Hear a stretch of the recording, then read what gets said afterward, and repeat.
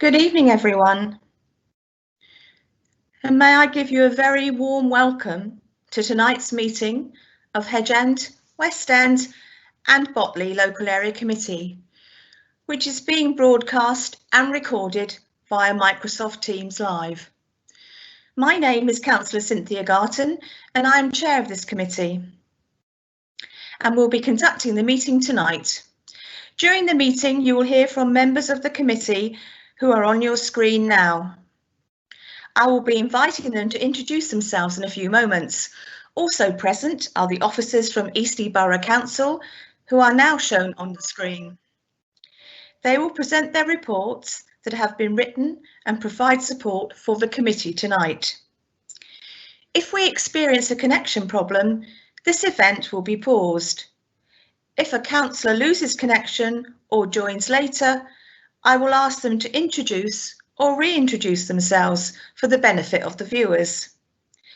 In the unlikely event of myself losing a connection, the Vice Chair, Councillor Janice Asman, will take over.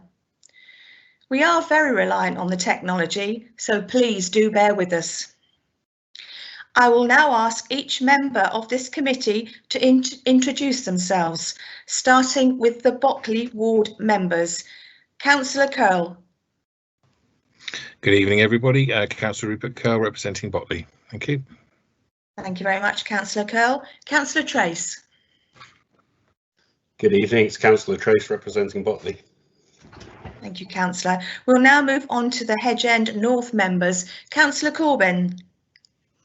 Good evening, Chair. Good evening, everybody. Councillor Ian Corbyn representing Hedge End North. Thank you, Councillor Corbyn. Councillor Jerd. Good evening, I'm Lucy Jerd, Councillor for Hedge End North. Thank you, Councillor Jerd. Councillor Pretty.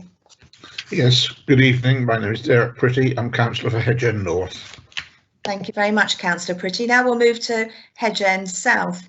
Councillor Allingham. Good evening. My name is Councillor Allingham and I'm Hedge End South. Thank you. Thank you very much, Councillor Allingham. Councillor House. Yep, good evening, world. That's me. Thanks. Thank you very much, Councillor House. And I also represent Hedge End South. We'll now move to West End North. Councillor Goma. Hello, everyone. Richard Goma from West End North here. Thank you, Councillor Goma. And Councillor Tennant. Good evening, everybody. I'm Bruce Tennant of West End North. Thank you very much, Councillor Tennant. And now we will move to West End South. Councillor Asman. Good evening, I'm Councillor Janice Asman from West End South and also Vice Chair of this committee. Thank you very much, Councillor Asman. And Councillor Bearder. Apologies, Chair, it doesn't appear that Councillor Beard is in the meeting. OK, thank you very much for that. Right. We always welcome people to speak at the meeting, although this is a formal committee meeting of Eastleigh Borough Council and not a public meeting. Public participation during this virtual committee will be undertaken in a slightly different way. The members of the public that are registered to speak will be invited into the live event at the relevant agenda item and will be given a total of 3 minutes to speak. I will inform the speaker if they reach their allotted time. People wishing to speak on an item on the agenda are able to do so before the debate starts. Once the debate has started, however, it is not possible to invite or receive comments from members of the public. So let's move right on to that agenda. And the first item is apologies. And I will ask Laura Johnson, our Democratic Services Manager, if she has any apologies, please. Laura. No, there are no apologies, Chair. Thank you very much. Right, we move then on to item 2. Declarations of interest. Do members have any declarations of interest that they wish to make? If so, could you please indicate now, and when called, please state the nature and reason for the interest. No, it would appear we don't have any declarations of interest. In that case, then I'll move on to item 3, which are the minutes of the meeting on the 25th of January 2021. I will now ask if members, if they are happy with those minutes, and could I have a proposer, please? Someone like to propose the minutes, please? Thank you, Councillor Pretty. And do I have a seconder? Councillor Asman, I'll second. Thank you very much, Councillor Asman.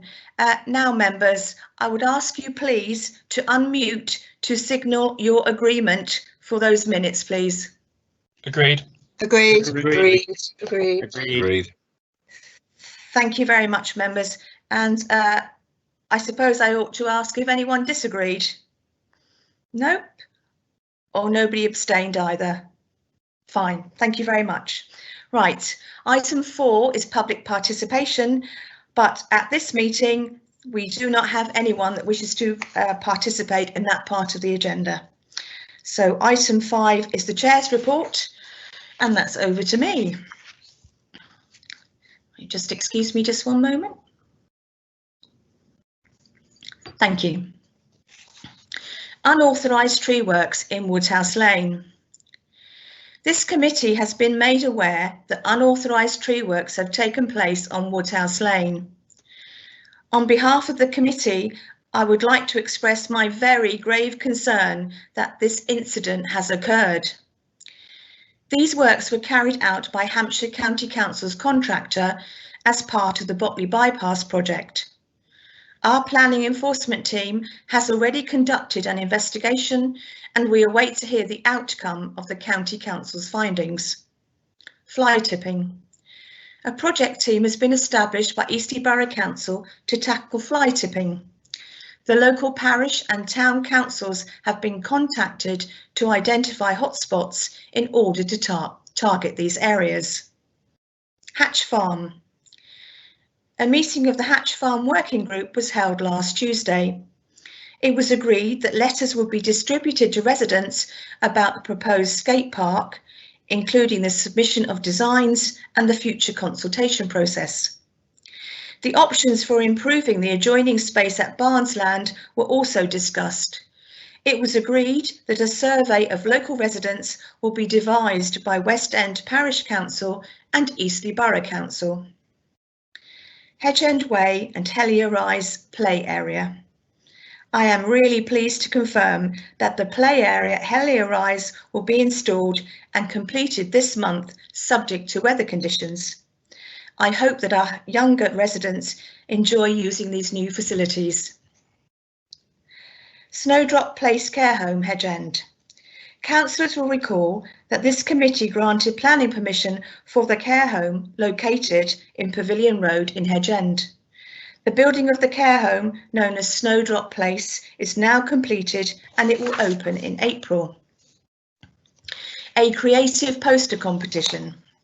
Isolation, homeschooling, reduced levels of exercise and a lack of interaction during the winter months have been difficult for many people. A way to combat this is through art and creativity. Consequently, a poster competition for those under 18, based on the theme of keeping your family well during lockdown, has been launched by Hedge End Police, supported by this committee and the local area committee of Bursledon, Hamble Rice and Hound. This committee has allocated £80 towards this valuable initiative. Hedge End, West End and Botley team meeting on the 7th of June. I am pleased to advise councillors that at our next team meeting, we will be discussing the annual traffic regulation orders for 2021 to 2022. Representatives of the West Hampshire Clinical Commissioning Group will also be in attendance to continue our discussions about their estates review, which will inform future healthcare provision. As we move towards the local elections in May, I would like to make mention of Councillor Adrian Trace, currently the Ward Councillor for Botley. Councillor Trace will not be standing in the forthcoming borough election due to family and work commitments. Councillor Trace has been an excellent councillor for Botley, ably working alongside his colleague Councillor Curl.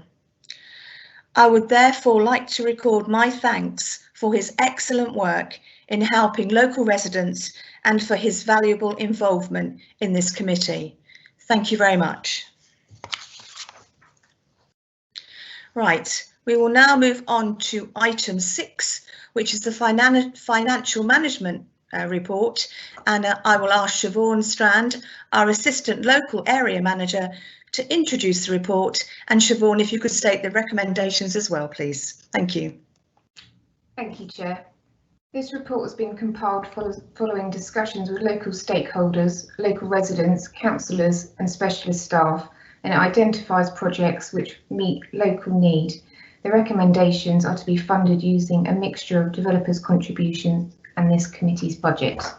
The recommendations are as follows. So it's recommended that this committee allocates £2,130 towards the funding for the Friday night football sessions at Botley Recreation Ground. Also that it allocates £2,000 towards the funding of Park Sport 2021. Approves the expenditure of £1,600 for 5 litter bins at Botley Park from this committee's revenue budget. Approves expenditure of £5,500 from the revenue budget as a contribution towards Young People's Wellbeing Service for 21/20/22. Approves expenditure of £5,985 for 9 flower towers to be located in Hedge End, West End and Botley, and approves the expenditure of £1,350 from the revenue reserves for 3 wildflower sites within HEWEB. Also that it allocates developers' contributions of £106,973 towards the funding the development and delivery of the Business Support Initiative strategy for the local area. Allocates developers' contributions also for £36,121 towards improvements at Berrywood Meadows. Allocates contributions again for £182,320 towards the master plan proposals at Itchen Valley Country Park. The following recommendations, sorry, just to confirm, are for towards developers' contributions. So £5,888 towards the public art project at Botley Park and Botley Gardens. £6,291 towards the West End Heritage Trail public art project. £1,800 for a defibrillator at Botley Park. £13,201 towards electric vehicle charging points at Botley Village Centre. And finally, £1,830 as grant funding towards a youth shelter at Little Hats Recreation Ground. Thank you, Chair. Thank you very much, Siobhan. And so all good sums of money being put to great use for our community.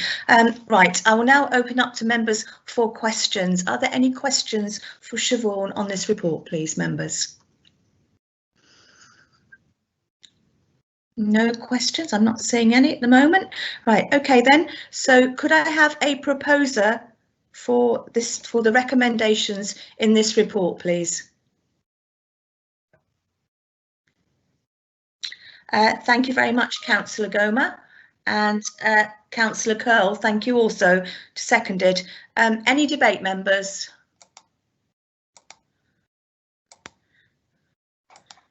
No, in that case then, I would ask you all now to signal your agreement for this, please. So if you could unmute to signal your agreement. Thank you very much.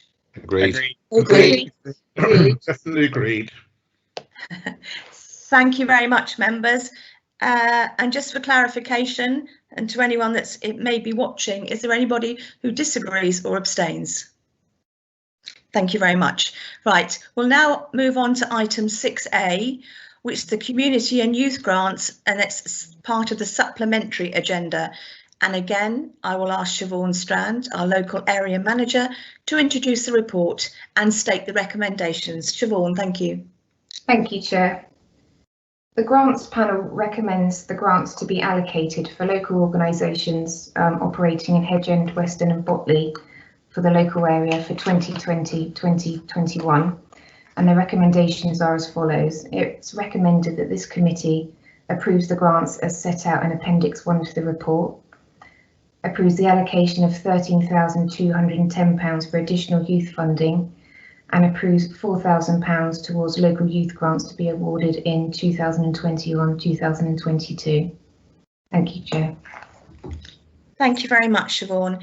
And there again, I think it's excellent that this council is still able to support communities and other organisations with grants.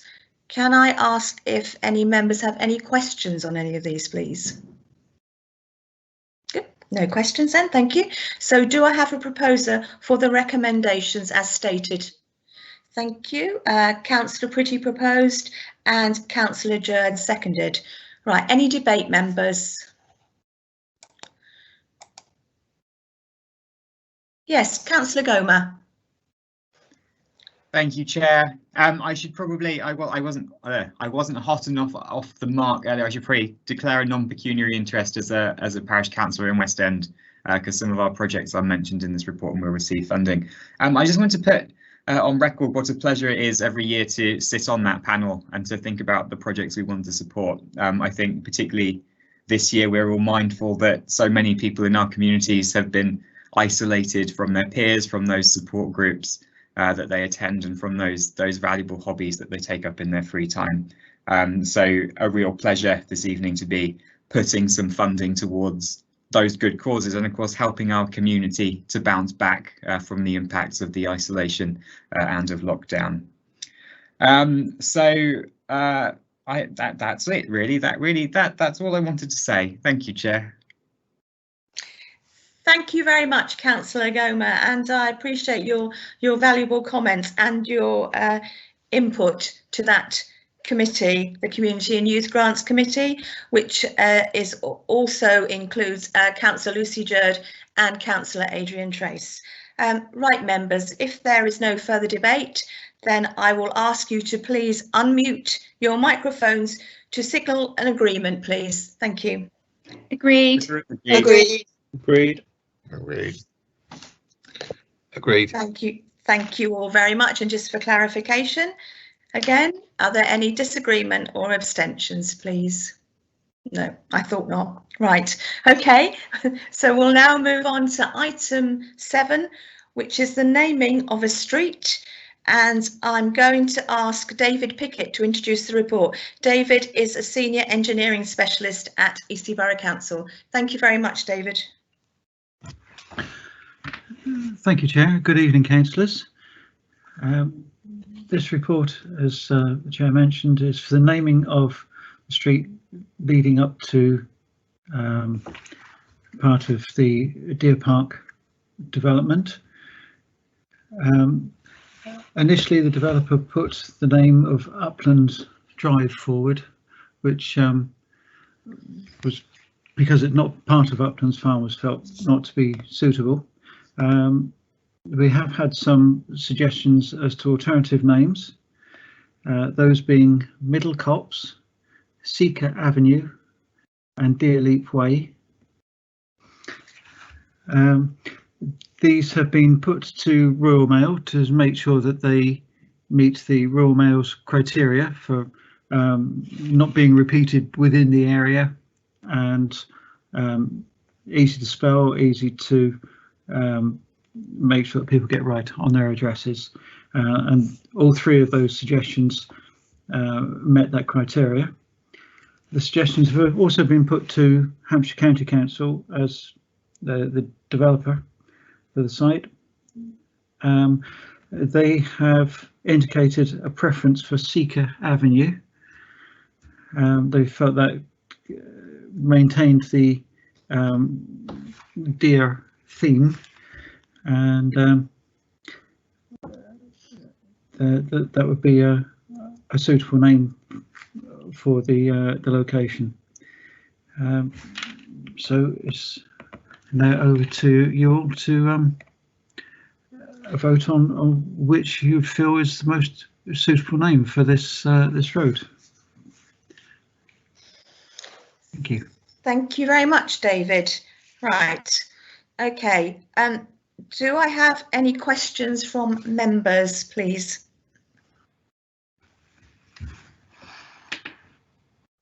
I'm not seeing anyone indicating a question. No? Okay then. So could I ask for a proposer before we go into debate, please, and a seconder? Councillor Kerr. Oh, Councillor Kerr, you wish to speak. Thank you. You have a question? Yes, Chair. I didn't know whether or not I needed to declare interest, as I actually work for Royal Mail, although I have no input whatsoever into whether or not names for roads are appropriate or not, or their spelling or not. I think it's down to residents and the population to whether they spell a name of a road correctly, as to whether or not it's Royal Mail that spells it correctly, but I could be wrong potentially, I don't know. But anyway, I thought I possibly ought to declare an interest, I'm not sure. But anyway, just for openness and transparency. Okay, thank you very much, Councillor Curl. Sometimes it's always best to mention these things, as you say. Right, so if there are no questions, then could I... Oh, do you have a question, Councillor Pretty? Not so much. Sorry.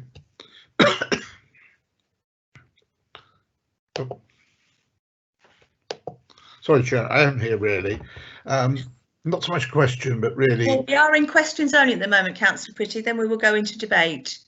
Okay. Thank you. Right. Okay, so no questions then. Could I ask for a proposer for this, please, and a seconder, so we can move into debate, please, members?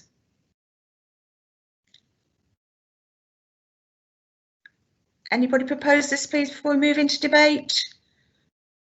Thank you. Councillor Pretty, thank you. And Councillor Trace, thank you. Right, Councillor Pretty, did you want to come back? Yes, please. I know my place now. Yeah, I think it's important. We've got references to deer in the Botley Lakeside development of a number of years ago, and this basically links into that general area. So I think the concept of naming after deers or some deer related theme makes a lot of sense. I did put forward one with roebuck, which I believe they had roebucks down there at one time, but I'm quite happy with Seeker as a name at this point in time, but to bear in mind roebuck or Deerleap Way as a future one if we need it. Thank you. Thank you very much, Councillor Pretty. Right, does anyone else have any comments to make on this? Yes, Councillor Curl. Yeah, thank you, Chair. Just really a point of process, really, to be honest with you, because I do find all of this a bit sort of confusing, really, in a way. You know, we're asked as members to comment on a proposal, Uplands Drive. I'm not even sure where that came from, frankly, to be honest with you, who even suggested that, considering that it isn't appropriate. It might have been part of the wider Uplands Farm site, if you like, or farm, but clearly that would be far more appropriate to the potential future development behind Winchester Street, because obviously that's where Uplands Farmhouse is. So I'm not quite sure who came up with that idea, and also potentially either very few alternatives in effect, really. Then it's thrown at members to come up with something else, and then when we then pass back our ideas, they're all then thrown out the window. Because oh no, we might have one slightly down the road, or we've had a close before, so we can't have another one. We've had a few drives as well, and we can't have something called pretty close to what the original was if it's one's a lane and one's a drive, because they've got the same prefixed name. Well, we've got instances of that all over the place. Holmesden Drive, Holmesden Lane, they've been built for many years, and I certainly haven't heard of any residents who said, oh, I really wish that my post from Holmesden Lane wasn't being delivered to the same number in Holmesden Drive. That's just an error from, shall we say, Royal Mail employees or whoever it is that's delivering, not looking properly at the address. So I do find the whole process a bit confusing. You know, I did put forward, you know, why can't you have Woodhouse Lane or Woodhouse Drive or something, or not Woodhouse Lane, Woodhouse Drive or something like that, considering it's coming off Woodhouse Lane. But I didn't get a great deal of response from anybody about that. So clearly, obviously, that wasn't in favour. So it does make you wonder who's actually making these decisions as to what's appropriate and what isn't. So it is a difficult thing, I think, for anyone to make, obviously for us to make a decision as to what is appropriate and what isn't, to be honest, because we're not sure what the criteria is set against, to be able to come up with ideas as to what's acceptable and what isn't. So I just think it's all a bit sort of like, well, just a bit difficult, really, to be honest with you. Okay, thank you very much, Councillor Curl. I think in this instance, because it's, I understand, because it's a Hampshire County Council actually rejected some of the names we put forward, and the one that they liked was Seeker Avenue, and as it's their development, I think they've probably come into this and decided that they would obviously have a greater say in what it should be named. I don't know, Dave, whether you've got any comments to make on that. Thank you, Chair. Yes, the Hampshire initially put forward the idea of using the name Uplands. It was pointed out to them that Uplands Farm was actually the other side of Winchester Road, and names, street names potentially using Uplands would be better used on the site of the original farm rather than sort of somewhere else relatively close to, but not necessarily part of the original farm. With the names that were put forward, we were rather up against it time-wise, when, you know, to be able to get the suggestions into the report. What we have found useful in some of the other areas is that the committee actually decide on a bank of names that they would like to see used within their area, perhaps specific parts of their area, so that should a development happen in one location, there's already a list of potential names that can be put forward, and perhaps give them a bit more time to debate what you would actually like the roads to be called, rather than it being in something of a rush like this one was, unfortunately. But yeah, that may be something worth considering for you know, further developments. Okay, thank you very much, David. Yes, I know time is short on this one, and I have seen communications where Hampshire are happy for Uplands Drive to be to be considered as a name on the Winchester Street development. So really, members, the recommendation in front of you was to recommend the name Uplands Drive or an alternative. And at the moment, the only alternative we have, which is acceptable to both the Royal Mail and to Hampshire County Council, is Seeker Avenue. So I think that will now really form the recommendation to members this evening. Does anyone have any comments on that, please? Councillor Corbyn. Thank you, Chair. Yes, it's a choice of one, isn't it? Really, it's kind of the way it's being put to us, and I'm not sure we have a great deal of choice. I think the idea of having a group of names may well work, and I see where the suggestion comes from. I'm not sure it would solve this problem. The speed that we need to come up with this, arguably, if we had a pre-agreed Uplands something, in theory that would have been close enough to that area, and that could just have been waved through. So I think there were clearly advantages and disadvantages of having that, and with the number of separate places that we have, particularly in HeWeb, which are quite separate, and people have an interest, and they in themselves attract particular names. I'm not sure that would have helped, but the suggestion is helpful. In terms of Seeker, if I'm honest, I had to go and look and see what Seeker meant, but I gather it is a deer, down to my ignorance of different types of deer. But if that's the only choice, I'm going to support it. But it doesn't feel as if it's quite in the spirit of all of this, and we're taking a long time to discuss it, aren't we? But I would support it anyway. Thank you. Thank you very much, Councillor Corbyn. Councillor House. Yes, thanks. Well, I agree with Ian. I think I thought Seeker was a Japanese electronics company, but that shows a lack of knowledge, doesn't it? But there we go. I think what we can do here, hopefully, though, is establish a pattern, which is that if we're saying this is going to be Seeker, and we informally suggested that the next road along should be Deer Park Avenue because that runs up to the eventual school entrance, then a flora and fauna theme that relates to the site might be a good pattern to follow for us on this one. I think we're all agreed that uplands would better suit the development in Winchester Street, Winchester Road, Winchester Street when it gets going. But this one we've got to get a move on. I suspect it'll get easier over time on this site. We clearly have a landowner that's got clear interests, which we don't normally have. Landowners don't normally get involved at all. They're only interested in making sure that the developer flogs houses. So that's probably one of the additional complications we've got here. So we just need to be recognised that we've got to get past Royal Mail and Hampshire County Council with these road names. But I'm happy with this, and I've now learnt that it's not a Japanese electronics company.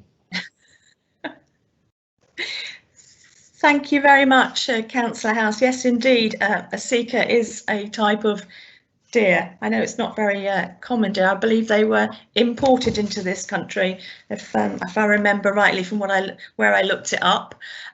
Right then, members. So the recommendation is that the name of the street be Seeker Avenue.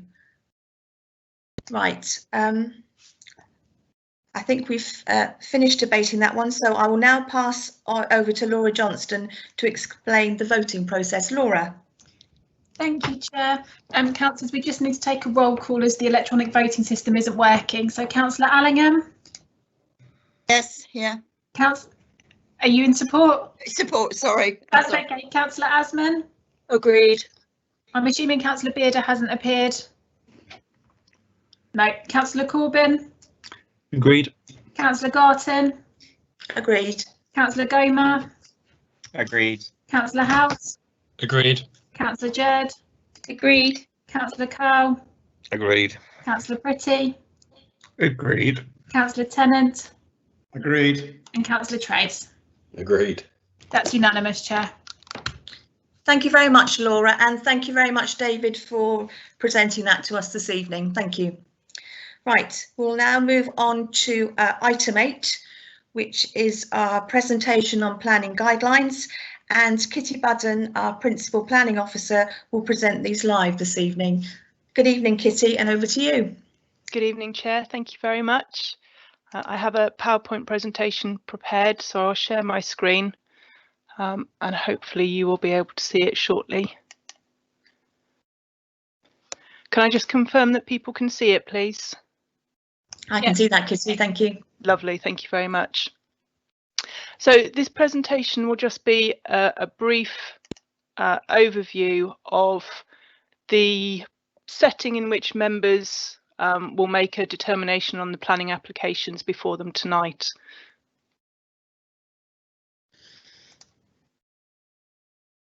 Apologies, it looks like we're on a go slow with the slides.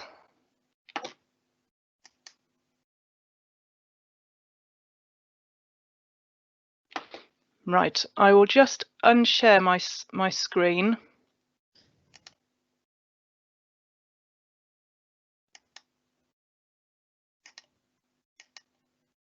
And I will do that in another way. Bear with me.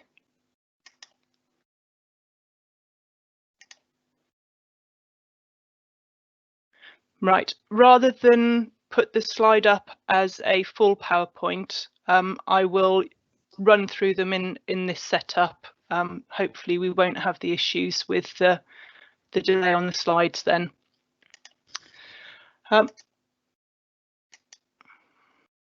So planning applications must be considered on planning grounds and must be determined on those grounds. The committee must determine the proposals in line with the development plan unless material considerations indicate otherwise. In this case, the development plan comprises the saved policies of the adopted Eastleigh Borough Local Plan Review 2001 to 2011 and the Hampshire Minerals and Waste Plan. Also of relevance is the replacement Eastleigh Borough Local Plan, which runs from 2016 to 2036. This has been through the examination hearing process, and the adoption of the plan is anticipated mid to late 2021, so mid to late this year.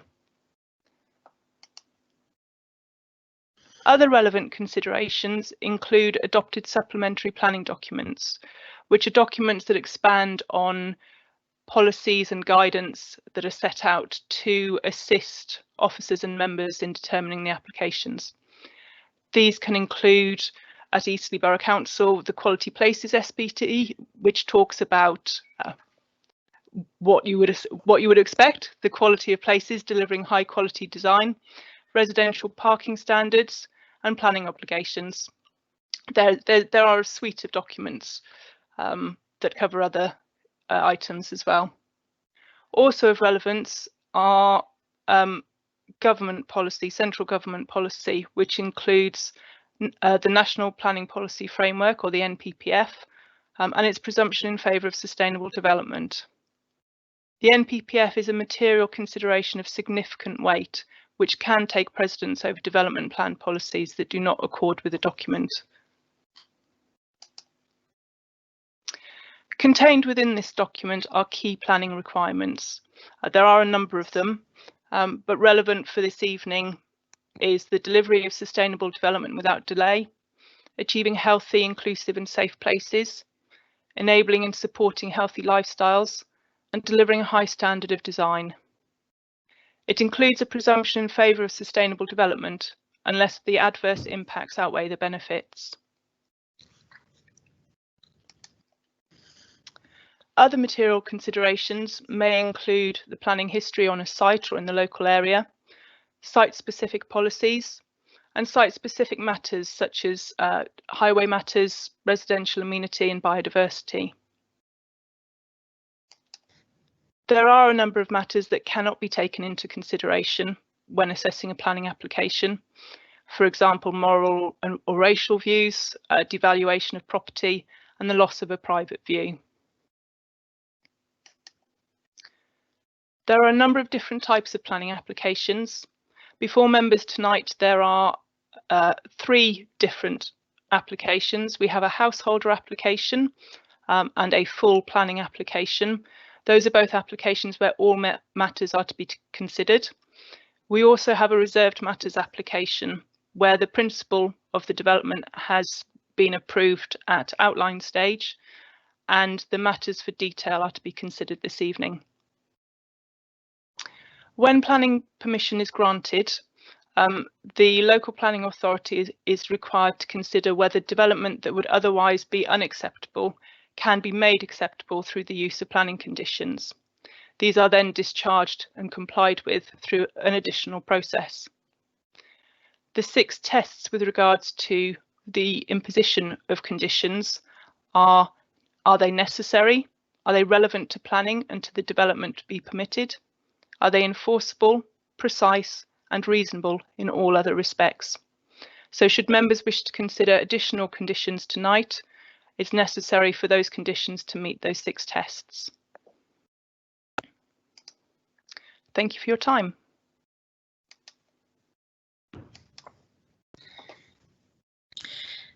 Thank you very much, Kitty, for that very helpful and useful presentation on planning guidelines. So we will now move on to that first planning application, which is agenda item 9, 25 Hazel Close, West End. This application is being brought to the local area committee for transparency reasons, as the applicant is a officer at Eastleigh Borough Council. So I will now ask Rachel Morris, planning officer, to present the report. Rachel, please. Good evening, Chair. Good evening, members. I will just share my screen to bring up the presentation, and if you could let me know when you can see it, that would be great.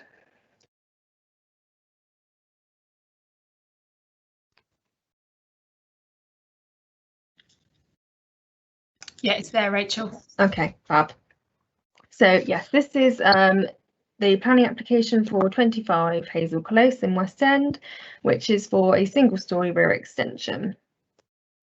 This is the location plan. As you can see, the site is highlighted in red, with Hazel Close pointed onto the map.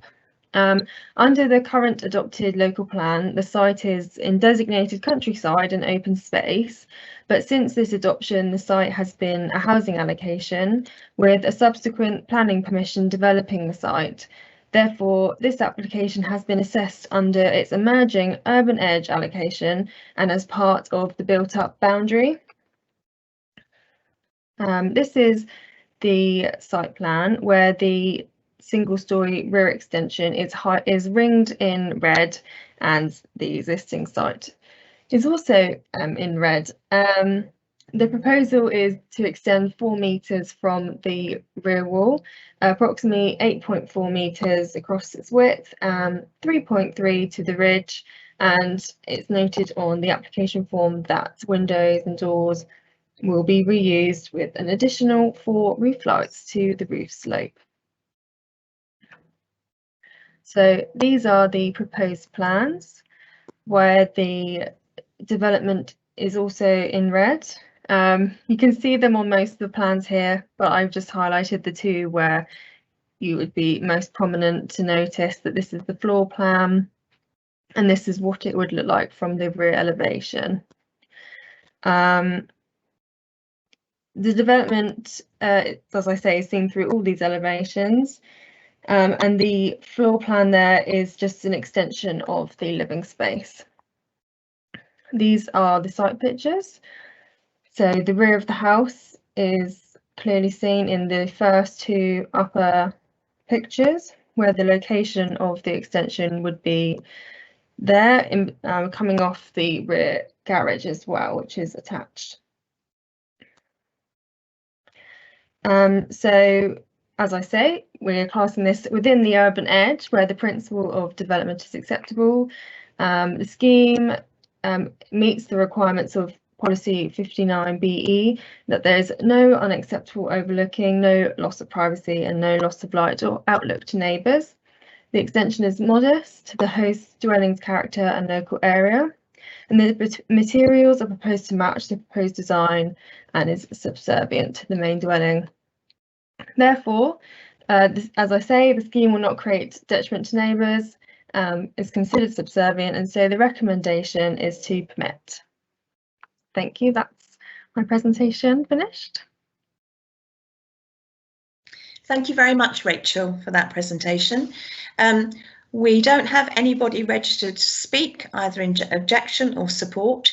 So members, do you have any questions, please, regarding this application? All right, I'm not seeing anyone with a question. In that case, then, could I ask for a proposer and seconder to take this into debate, please? Thank you, Councillor Curl, and thank you, Councillor Tennant. Right, members, is there any debate on this? Right, no debate. That's fine. OK, right. In that case, then I'll pass it to Laura Johnston to explain the voting process, and just to remind members, the recommendation here is to permit. Thank you, Laura. Thank you, Chair. So as before, I'll read your names, and if you just let me know if you're in support. Councillor Allingham. Support. Councillor Asman. Support. Councillor Corbyn. Support. Councillor Garton. Support. Councillor Gomer. Support. Councillor House. Support. Councillor Jerd. Support. Councillor Curl. Support. Councillor Pretty. Support. Councillor Tennant.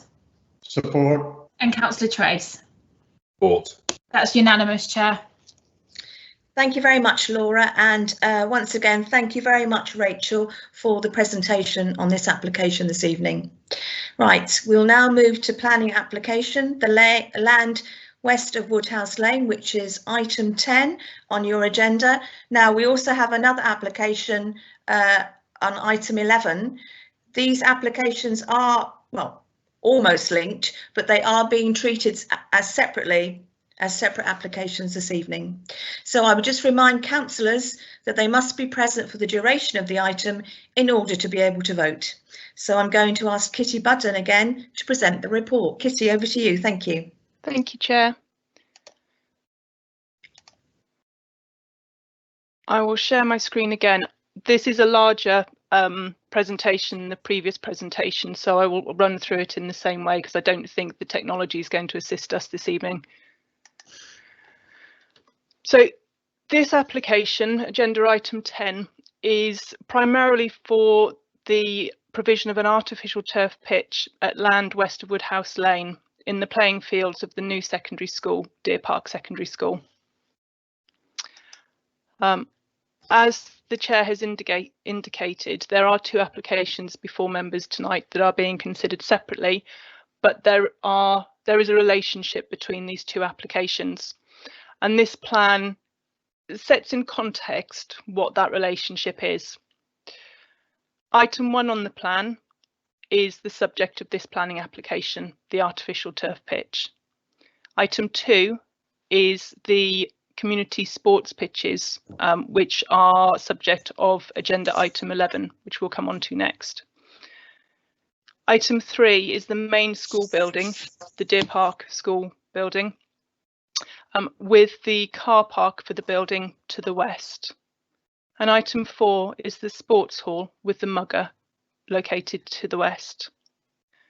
The paler coloured development around reflects the indicative master plan for the residential development, which secured outline approval from this committee and will come in for reserved matters at a later date.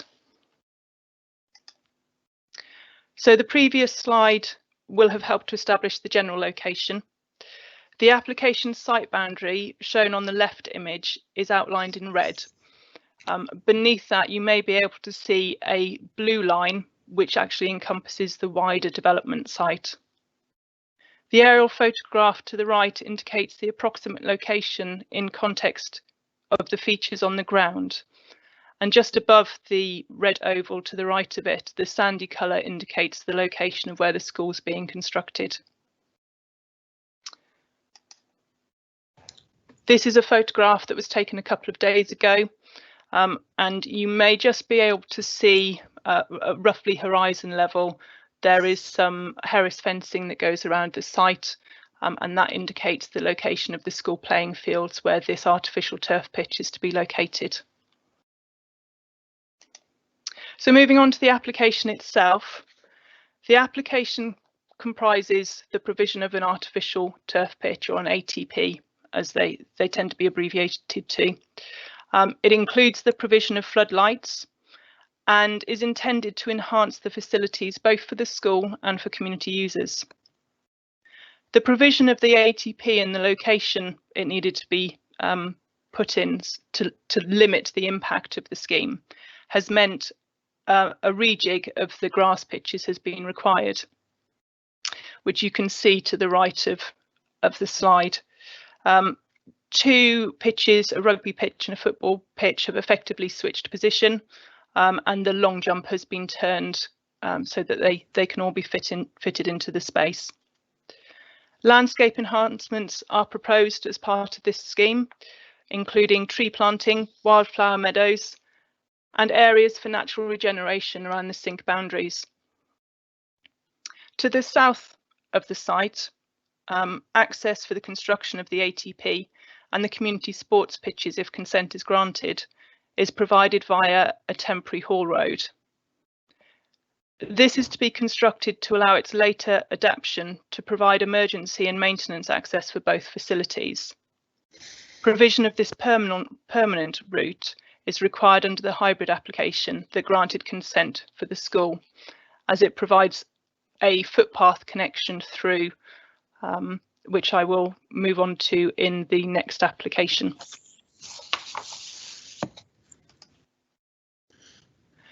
This aerial impression makes it easier to identify the different elements to be provided with the ATP.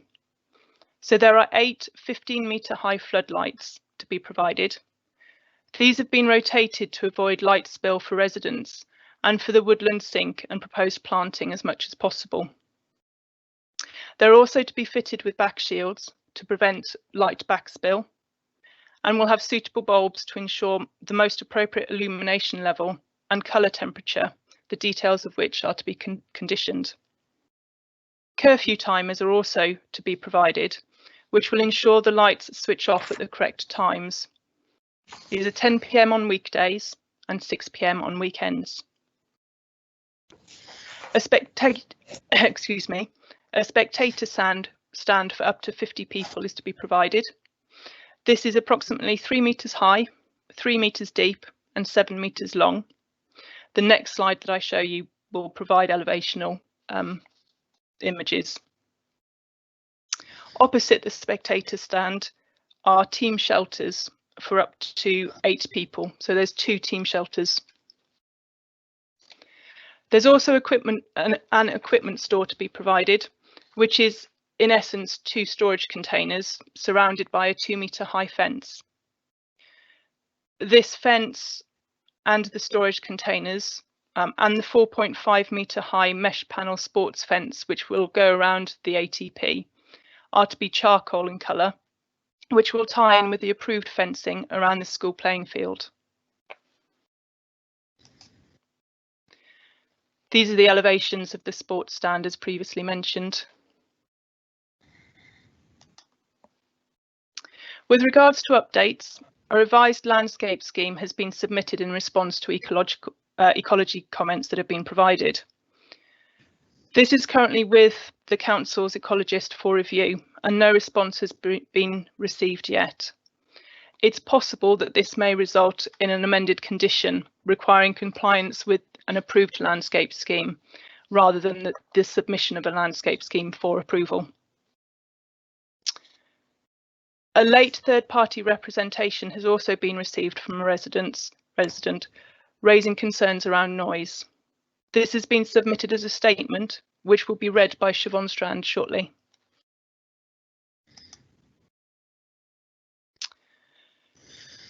Key considerations. These are set out in more detail in the report. In relation to principle, the use of this land for playing fields has been established under the hybrid application, which granted full planning permission for the secondary school. The scheme is considered to provide some economic benefit and a number of social benefits. With regards to environmental sustainability, there will be perceptible noise for residents as a result of the development. However, no other adverse environmental impact has been identified. Breaking environmental sustainability down into its relevant components. With regards to design, scale and appearance, this scheme has been developed to respond to the context of the site and the needs of the school and community users. The ATP has been located as far away from residents and the sink woodland as possible. And the fencing and the other site features have been designed to minimise the impact and integrate with each other in terms of colour and finish. In relation to landscape, the scheme has been developed to provide both visual and ecological enhancements. And as I've mentioned, there's been an updated scheme submitted where we are awaiting consultation responses at the moment. With regards to lighting, this has already been discussed. And in relation to access, parking and transport matters, parking for the community use of these facilities would be through the school car park, and the use of this would be managed as part of the operating procedures. The emergency maintenance access is in the southwest corner, where the temporary hall road will be located first, and a construction environment management plan, a KEMP, has been submitted as part of the application and is largely acceptable. However, given the potential overlap with the construction phase for the community pitches, it's recommended that a condition is imposed to ensure this can be properly addressed to avoid conflict between the two schemes.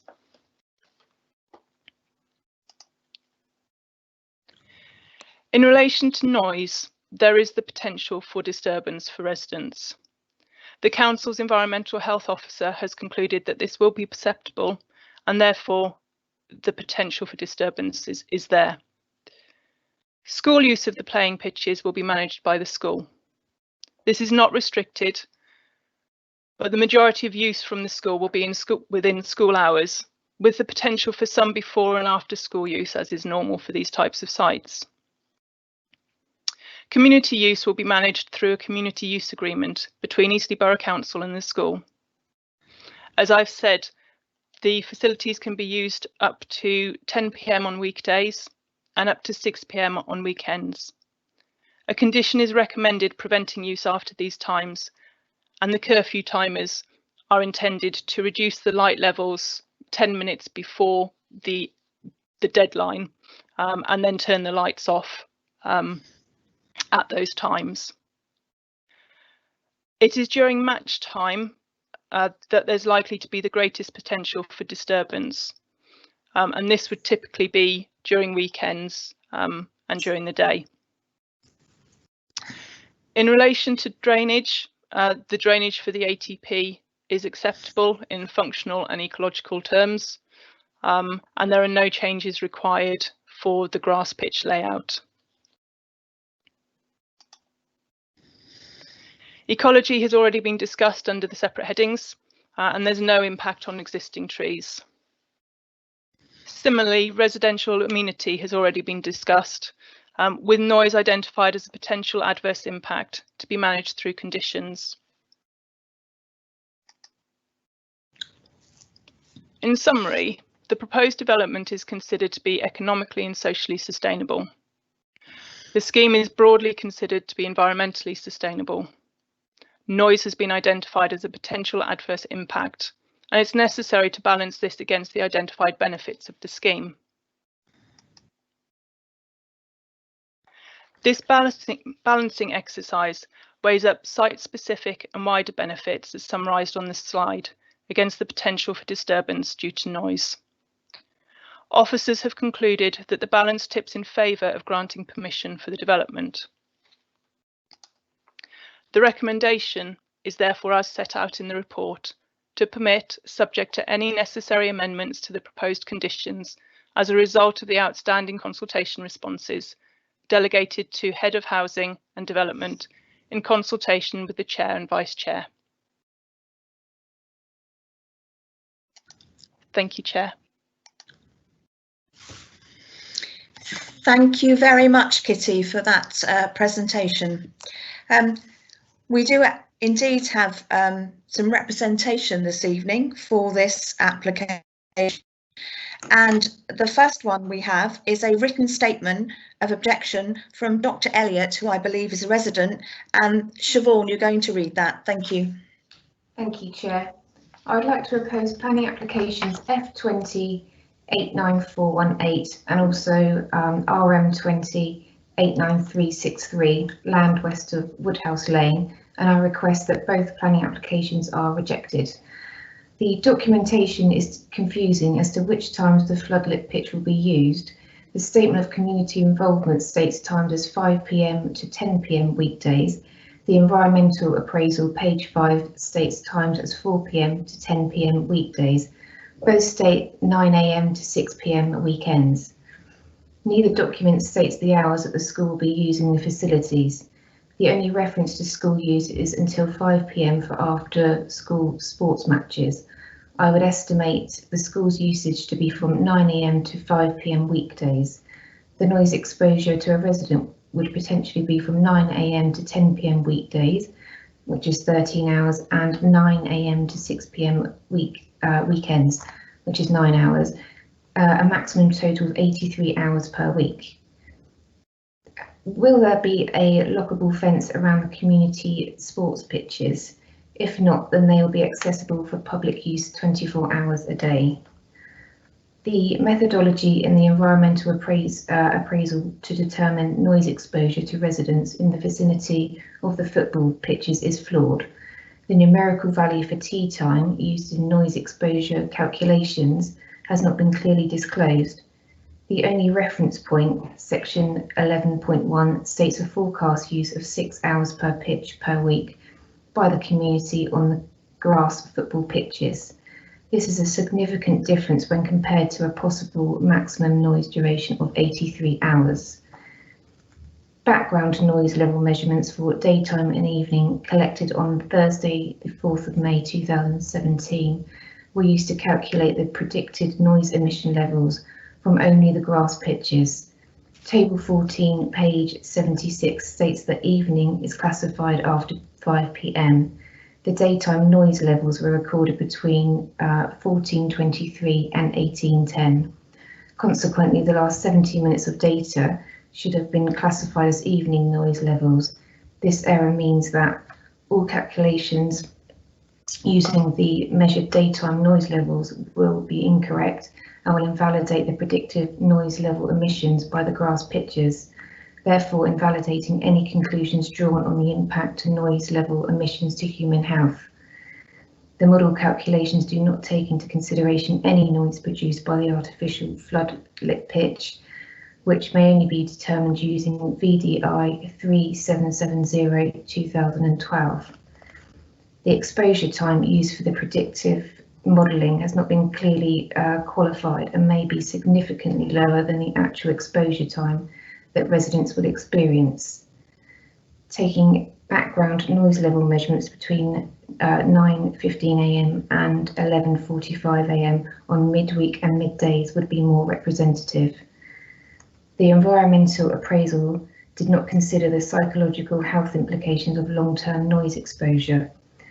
World Health Organization guidelines to 1999, section 3.6 to 3.8, residents, unlike the sports participants, cannot walk away and remove themselves from the source of the noise if it gets too much. Thank you, Chair. Thank you very much, Siobhan. I don't know, Kitty, whether you want to come back. I know you mentioned a noise, whether you want to come back on those comments that Dr. Elliott's raised. I think it's worth bearing in mind that the submission covers both applications, so a number of the points that were made there relate to the community grass pitches, which is the next application. In terms of this application, the application has been reviewed by the council's environmental health officer, so the technical expert in this area, and they have provided a response. They have identified that there will be a perceptible impact on noise for residents at times. I think it's relevant to bear in mind that the likely periods where there will be greater noise are during match play. You are not going to have that level of use and level of noise consistently throughout the day. When school children are using the site, there will be teachers present, so there will be a level of control over noise from staff being present. But there is the potential for noise, as has been identified by the council's officer, and that is something for members to consider tonight. Thank you. Thank you very much, Kitty, and my thanks to Dr. Elliott for her written statement this evening. Right, we will now move on to Mark Patch, Chairman of Hedge End Rangers, who is going to speak live in support of the application. Can I say good evening, Mark, and welcome. Hello, can everybody hear me okay? We can hear you fine. Brilliant, thank you very much. Thank you for inviting me along as well.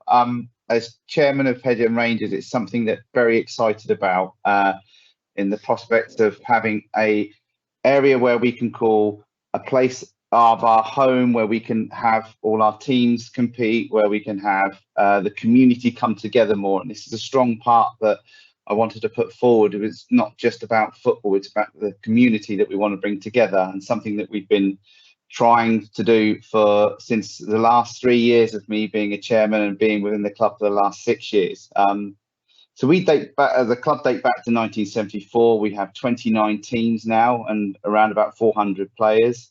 And a focus for my point for being a chairman is about how we can bring the community together behind and use football as the driving the tool of that. And we have kids as young as 4 years coming into the game, and we're finding at the moment that facilities aren't to the level that would allow more people in the community to come together. So that means parents and guardians are travelling, you know, up to 45 minutes in a car to go and to do training, to go to matches. And we want there to be a much more stronger feel behind what we can offer people in the local community and their growth through football, and to learn about the respects that we have within our football for life skills as well, to make sure that's important. So we have a soccer centre that is a great community feel for kids of 5, 6 and 7 years of age, and they grow up into football, get to know people, and when they're going to school and they're going into new schools and they're going into new classes, they're seeing people that they know through our football environment, which is really strong for us. Player progression is important for us, and we found that we struggled to bring players through and understanding their abilities and making sure that the game is for everybody. And this is because we've had an under-9s team that will play in Southampton. We've had an under-9s team that will play in Eastleigh, so we can't get the teams together as frequent as we'd like. And the idea of bringing this pitch and this environment together is to see that actually we could get more age groups training at the same time, so we could then look at if there's player progression, if there's anyone that needs development, we can help that at the same time and work on players moving if need be. It's also important for coaches aspect as well. And when we talk about the community and the feel and the health, it's very important from my side that people feel connected to a community, but also have the opportunity to play football locally. And we found that introducing people into football has been difficult. And from a health aspect on my side, it's knowing that the game is there for all people. And we can't expand the club like we would like to, and this facility will allow us to do that, because we don't have the facilities available. So we're turning children away, we're turning kids away and parents. And that's what I want to do. You know, we're introducing girls football for the first time this season as well. So that's been a big bonus for us. And I've really enjoyed seeing our first team come along. And it's our goal to get more people active. So that looks at people from starting at 4 years of age, anything up to a men's team. And when we talk about grass pitches, we're looking at a pitch being available from 10 o'clock that we could use through to somewhere around about 2 o'clock. We are focused on the social side, and we are very much on board with what the local people require around the area. Me personally, I live 10 metres from the location of what's being built as well. And everyone that I've spoken to about, even the people on our estate, are all excited about seeing something come together for the community and for their children to be part of something as well. So from my aspect, I know it's short and sweet, but I'd love to see something like this come together, because I think it will be such a nice atmosphere for the community to have, and somewhere people can call home. And I think that's so important at the moment. We spent a lot of time in our homes over the last 12 months, and it's great to see kids getting back to school today, but to see that transition into football is a fundamental part that I want to see happen, and I'd be so proud and excited to see something like this develop and achieve what we require going forward. So thank you ever so much. I fully appreciate everyone's attention and time tonight, and fingers crossed it's something that we can make possible. Thank you, Chair. Thank you very much, Mark, and may I thank you for taking the time to come and address the committee this evening, and for the work that you're doing within our community. I know football is very popular, and thank you for supporting the members. Oh, no problem. Thank you. Right, okay. Now, we also have Harry Lee, who's Corporate Project Manager, with us this evening. I know probably some of you haven't mentioned Harry, met Harry, but I know he's been working on this application. So, Harry, would you like to introduce yourself this evening? Thank you, Chair. Can you hear me okay? Hear you fine. Great. Yeah, done introductions really. I'm Harry Lee, who work for Eastleigh Borough Council, the Corporate Project Manager, who has brought this this scheme, and also the reserve matters application for the community sports pitches adjacent, which I think will be discussed as part of the next application. So I've brought these forward. I won't add any more than from what has already been shared. I think Mark has given a very good synopsis there of the benefits that we hope to be seen as part of this scheme. But if members do have any questions, then hopefully I can answer them as best as I can. Okay. Thank you very much, Harry. That's really useful. Thank you. Right, I will now indeed open it up to members for questions only at this time, members. Does anyone have a question?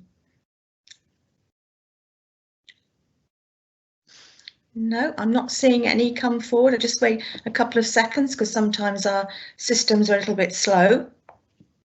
Nope. Okay, then right, in that case then, do I have a proposer and a second to move this item so we can then move into debate, members, please? Thank you very much, Councillor Goma, proposing. And Councillor Corbyn, second. Thank you very much. Right, in that case then, is there any debate, members?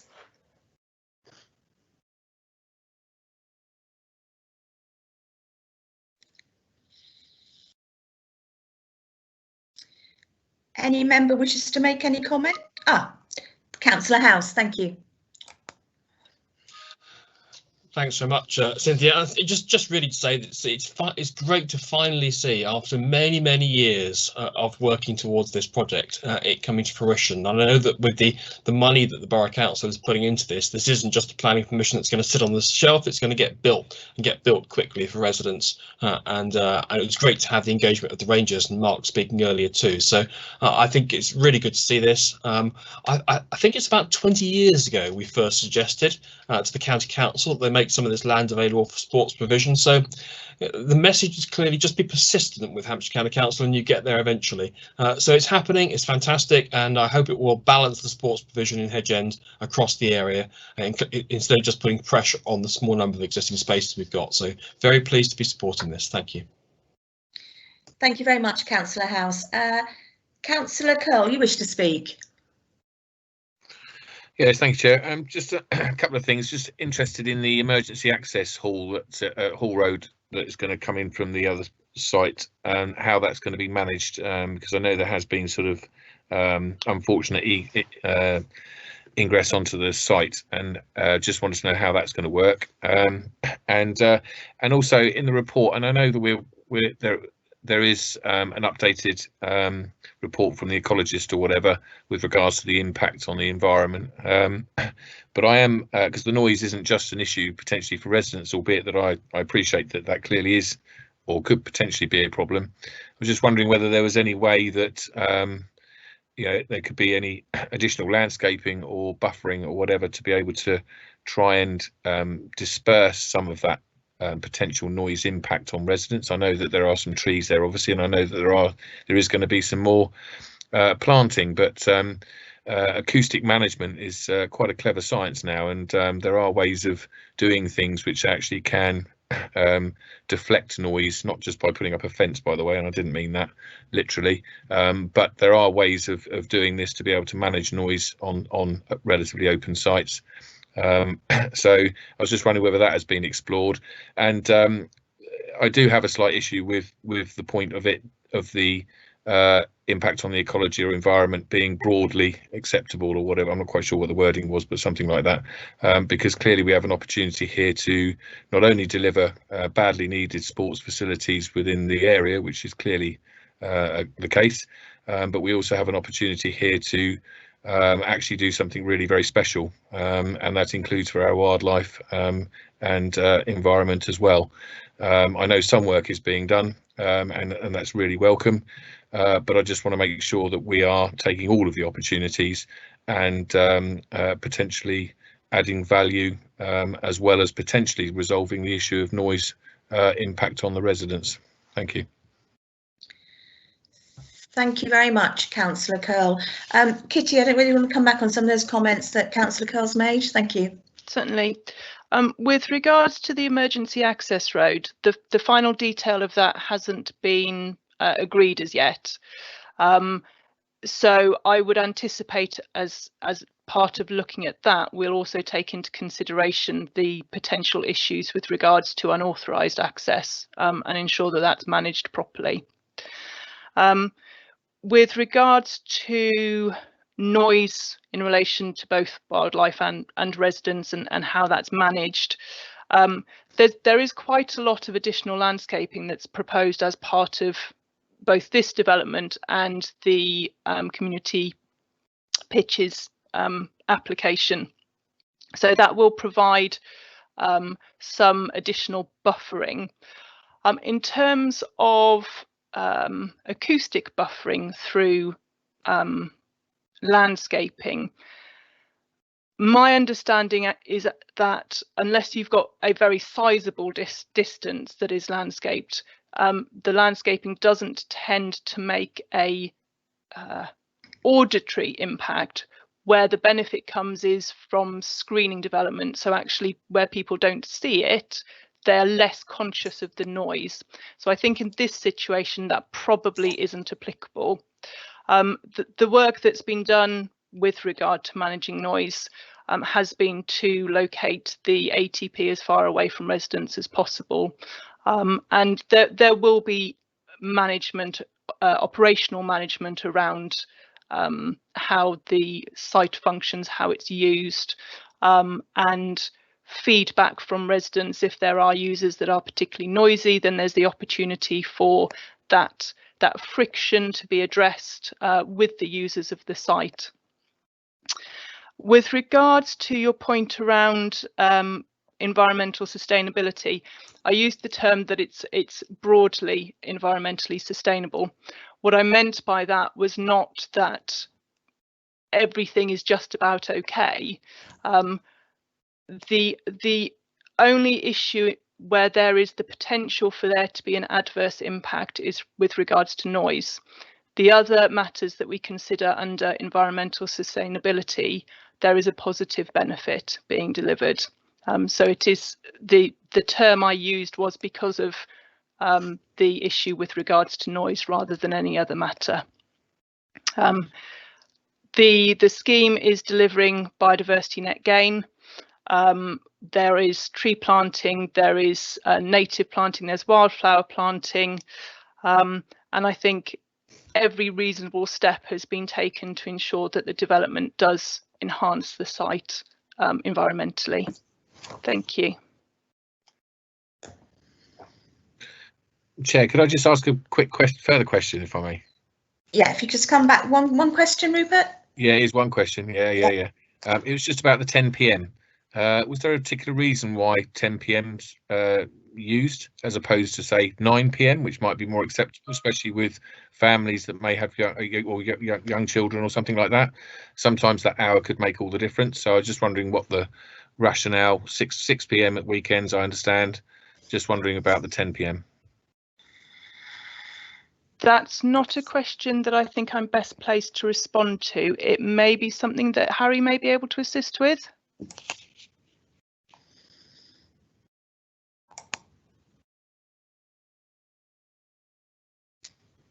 Harry, are you able to answer that? You're on mute, Harry.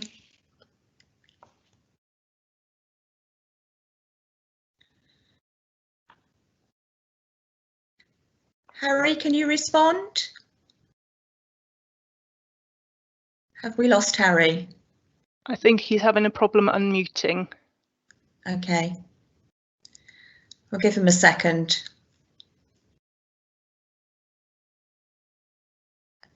I'm not too sure whether you can hear us actually, Kitty. Maybe not. No, it looks like we may have lost him. Okay, right. Thank you, and I think you've just answered that question, Kitty, haven't you, for Councillor Kerr? We are actually in debate, members, so are there any other comments that councillors wish to make rather than asking questions, please?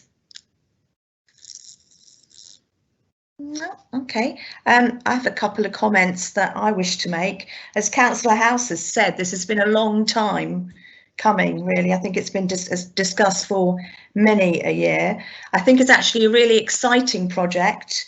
To to be able to support our local teams, not just football, but possibly other team sports as well. Hedge End Rangers play a big part in our community, and they provide a lot of interaction with both young people and also adults as well. So I think this is quite exciting seeing this coming forward. Right, is there any other comments anyone would like to make? In which case then I'm going to pass over to Laura Johnston to explain the voting process. The recommendation is to permit as set out in our report. Thank you. Thank you, Chair. As before, councillors, if you just signal whether you're in favour or not. Councillor Allingham? In favour. Councillor Asman? In favour. Councillor Corbyn? Agreed. Councillor Garton? Agreed. Councillor Gomer? Agreed. Councillor House? Agreed. Councillor Jerd? Agreed. Councillor Cowell? Agreed. Councillor Pretty? Agreed. Councillor Tennant? Agreed. Councillor Trace? Agreed. That's unanimous, Chair. Thank you very much, Laura.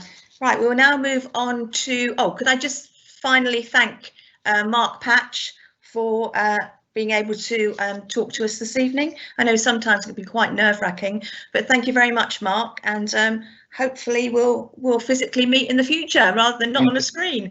Yeah, you're very welcome. Thank you ever so much for your support as well and kind words. Thank you very much. Thank you. Good night, Mark. Good night. Right. Now we'll move on to item 11, which is the other planning application for land west of Woodhouse Lane. And there again, I will remind councillors that they must be present for the duration of the item in order to be able to vote. And Kitty Budden, once again, would you like to present your report? Thank you. Thank you very much, Chair.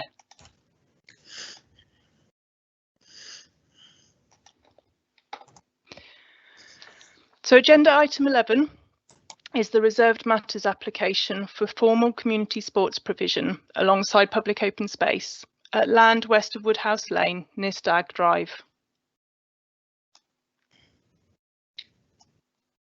As discussed on the previous application, this proposal is number 2 on this combined plan. The red outline on the left of this slide shows the formal site boundary, and the red oval on the aerial image sets the site in its wider context.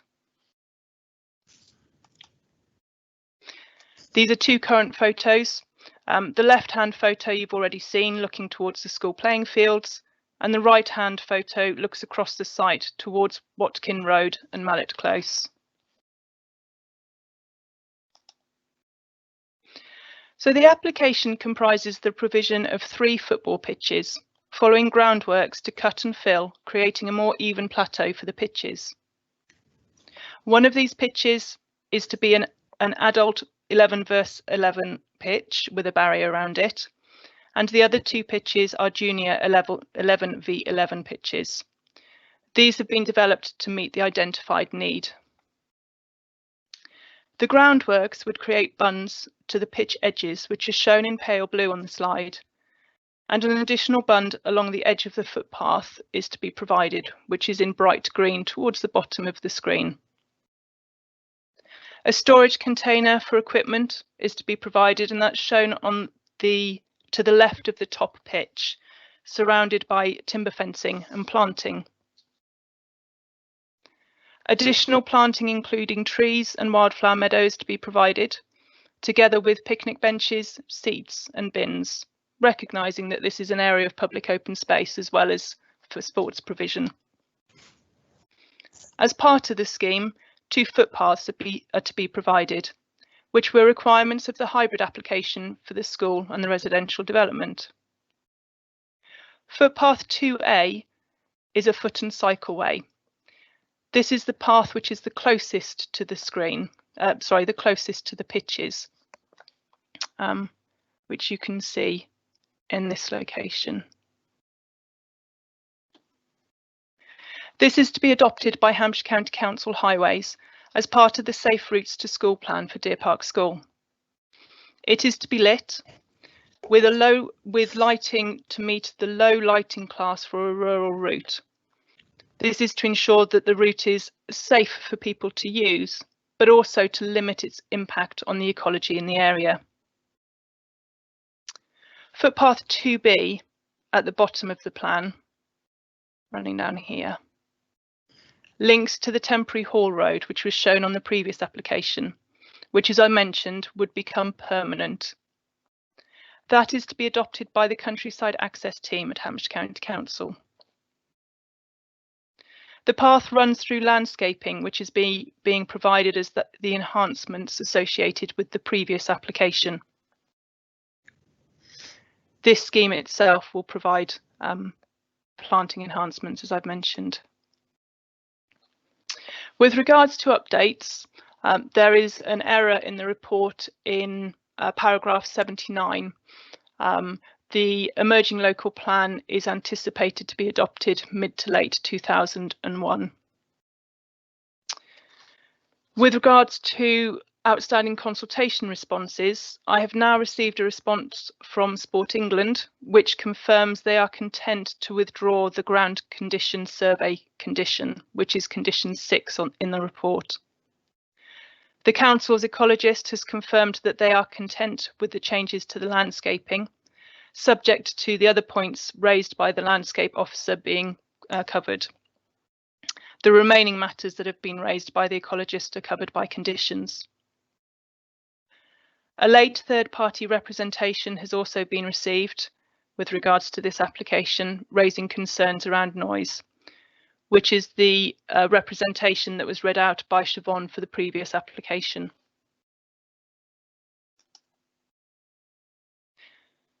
The key considerations are covered in more detail in the report, but just to summarise, the principle of this land being used for community sports provision and open space was established under the hybrid application. The scheme is considered to provide a minor economic benefit and a number of social benefits, and on balance, it is considered to have environmental benefits, so to be environmentally sustainable.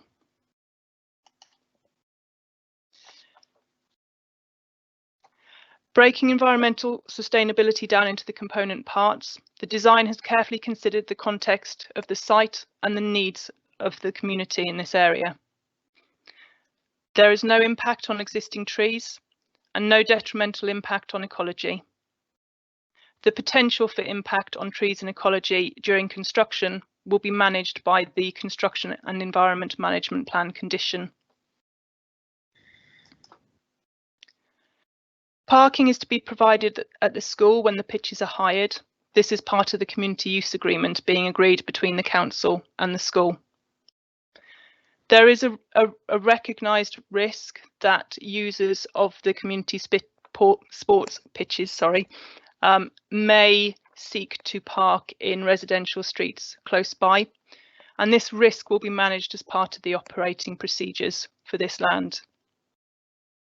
As discussed under the previous application, the emergency access and maintenance access is to be provided in the southwest corner where the temporary haul road is to be located.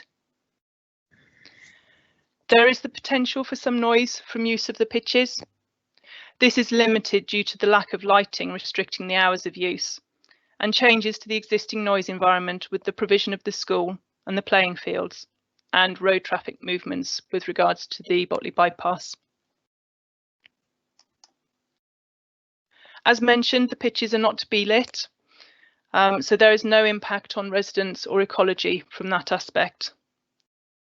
The footpath cycleway 2A will be lit, and the principle of that was approved under the hybrid scheme. Drainage has not been fully resolved for this application. However, there is sufficient space within the site to accommodate the most likely alternative solution, and it is considered that a condition can be appropriately imposed. In summary, the proposed development is considered to be economically, socially and environmentally sustainable, and to deliver local community sports facilities to enhance the area and meet an identified need. The recommendation is therefore amended from the recommendation within the report, and it is to permit, subject to conditions as set out in the report, with condition 6 deleted. Thank you, Chair. Thank you once again, Kitty, for your presentation. I don't have anybody who's registered to speak on this item, although I suspect that some of the representations we received obviously reflect the other previous application as well. Right, I will now open it up to members for questions, please. So in this part of our agenda, does anyone have a question regarding this application? Yes, Councillor Curl.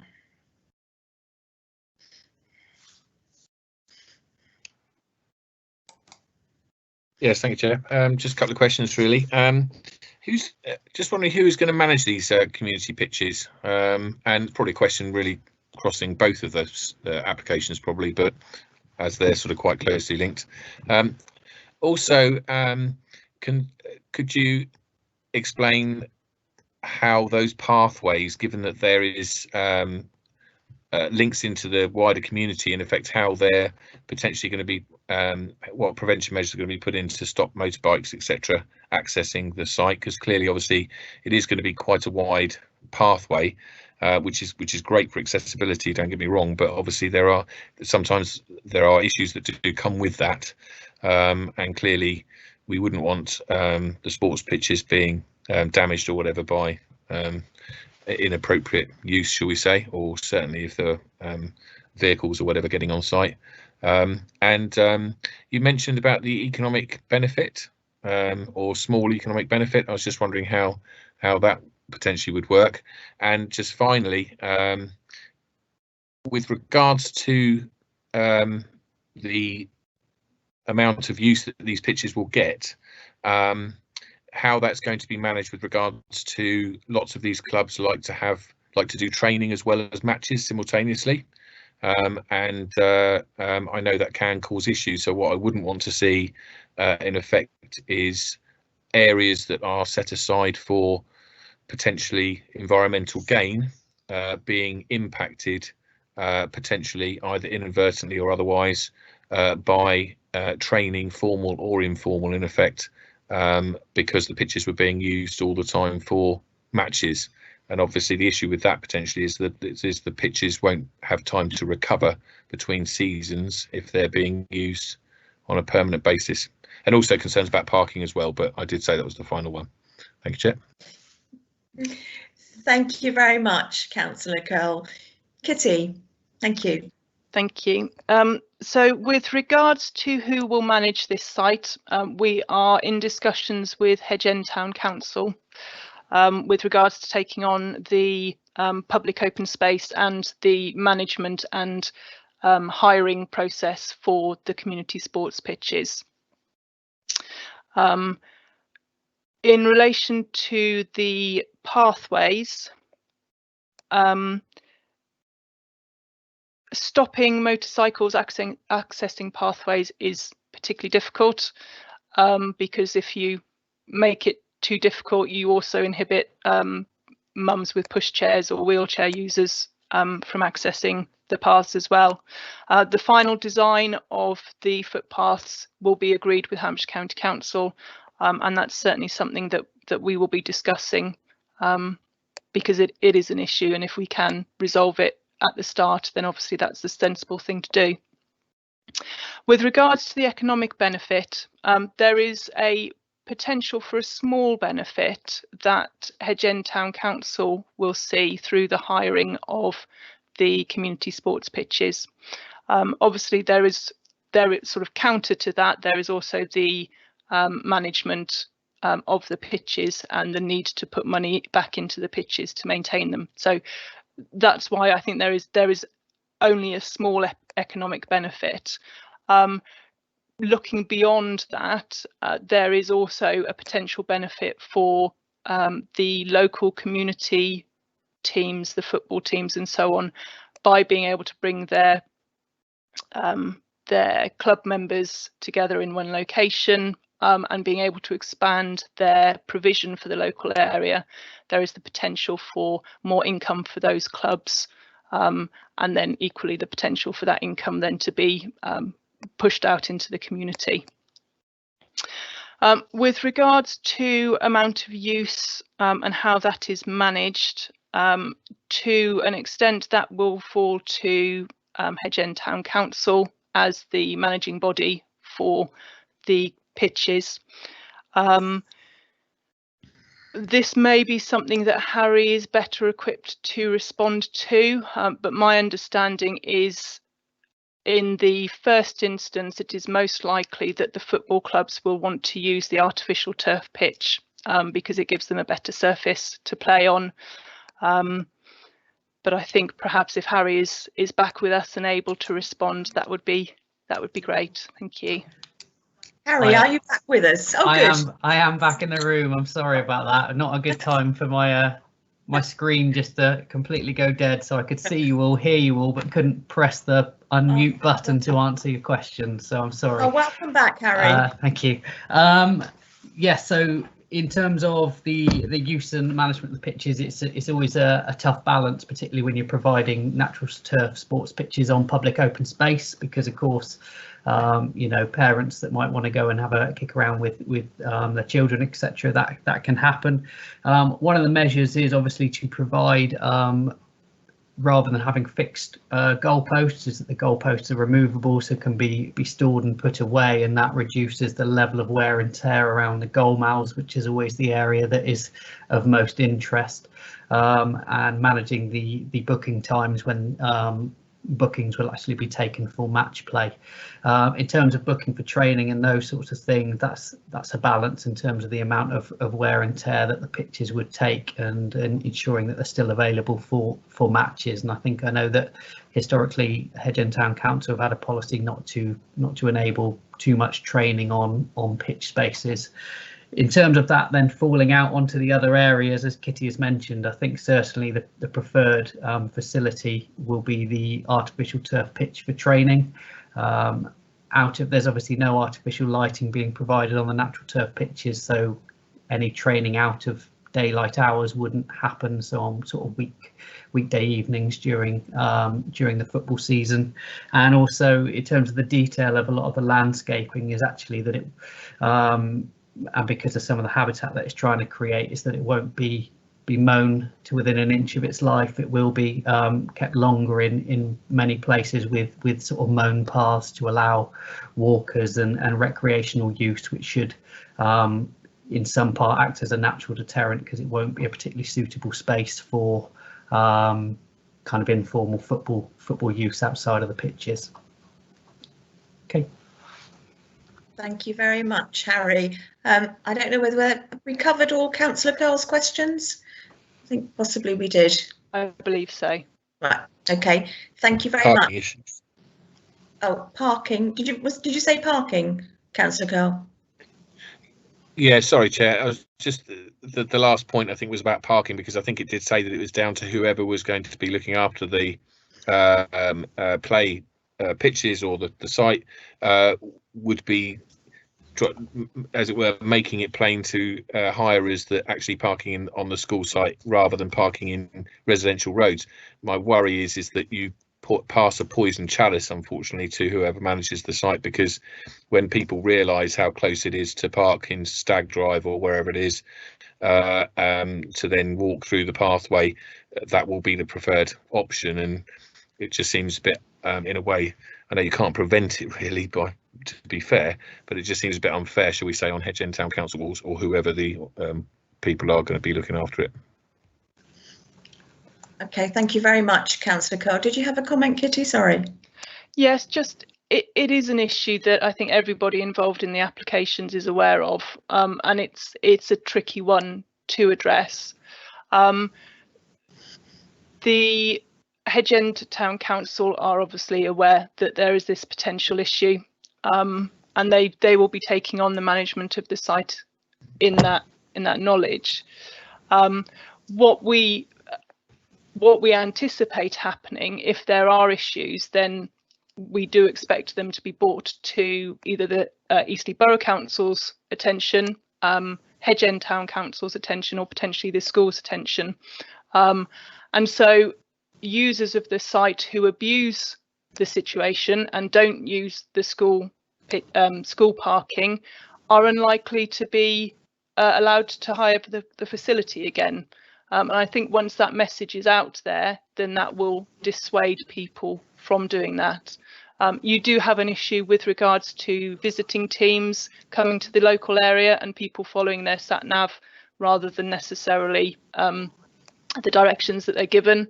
And again, this is something that will need to be handled within the operating processes for both the school when they're hiring their facilities and the community sports pitches, and making sure that the correct information and very clear information is going out to visiting teams so that they do know what is expected of them and where they are expected to park.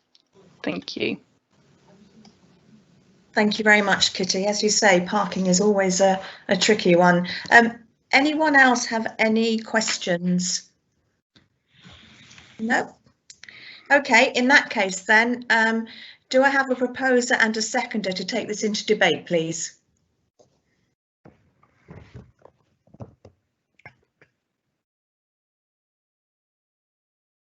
Any member like to move this, please, to go into debate?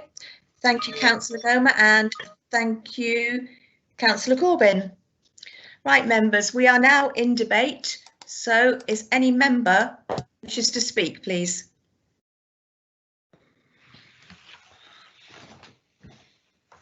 I'll just wait a little while because I think we're a bit slow at the moment on our connections. Any comments from any councillor? Yes, Councillor Pretty. Oh.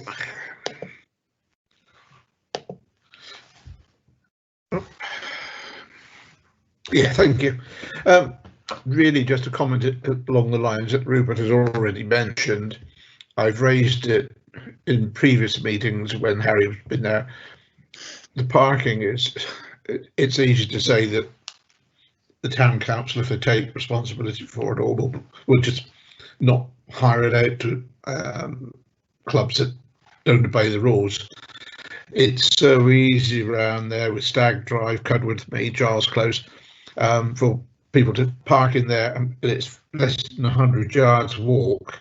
I fear that is a potential problem that we may have to bring back to this committee for attention. I know Dr. Elliott lives in Cudworth Mead. I know her and her concerns. She's very community minded.